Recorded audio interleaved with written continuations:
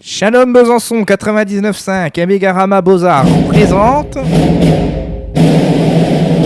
le film de la semaine.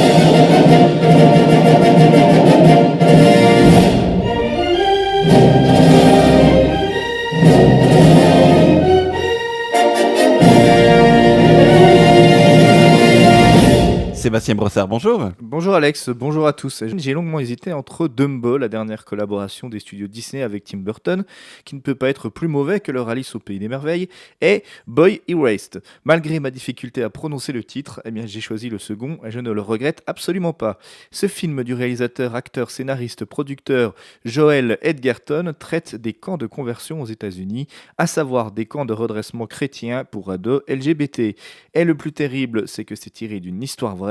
36 États autorisent toujours ce genre de camps par lesquels sont passés près de 700 000 jeunes Américains. Le très convaincant Lucas Hedges incarne Jared, fils de pasteur incarné par Russell Crowe, sa mère étant jouée par Nicole Kidman. Les parents de Jared, après avoir appris que leur fils était gay dans des circonstances que je ne peux pas vous révéler au risque de vous gâcher l'histoire, lui font alors un chantage odieux, soit il accepte de changer en se faisant aider, soit il le renie.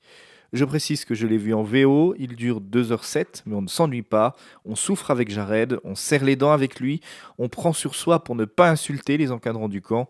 Jared ne peut compter que sur lui-même au départ, on suit avec angoisse et horreur l'évolution de sa conversion et celle des autres ados présents en même temps que lui dans ce camp. D'ailleurs, parmi les pensionnaires, vous reconnaîtrez sans doute un certain Xavier Dolan. Nicole Kidman est très crédible en mère inquiète et femme de pasteur passive, voire soumise.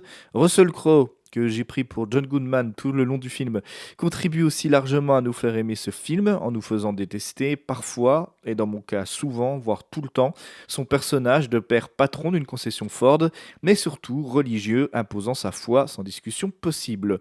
Cette Amérique, pays roi du capitalisme, nous montre ici un de ses visages les plus effrayants par le prisme religieux, ce culte qui détruit tout, qui impose tout, et n'apporte rien quand il s'agit d'un endoctrinement et non d'un choix, contrairement à son orientation sexuelle, et nous donne sans jeu de mots envie de tirer une croix dessus. À la semaine prochaine pour découvrir un autre film, et comme le dit Quentin Tarantino, Vive la cinéma!